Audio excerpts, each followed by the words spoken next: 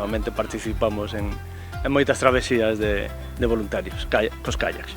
Cando acabas cos rapaces e coas persoas que participan, pois te agradecen bastante, e a ti é unha satisfacción persoal acompañalos e ver que chegan e que rematan a proba.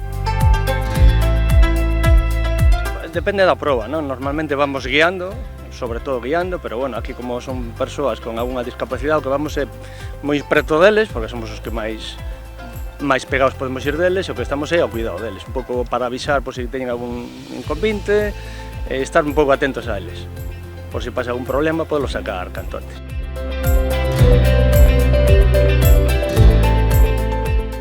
Coller a persoa, poñerlle un chaleco que levamos nos callas ou agarrarse a eles, mentre non chega a lancha, pois telos retidos ou sostenidos.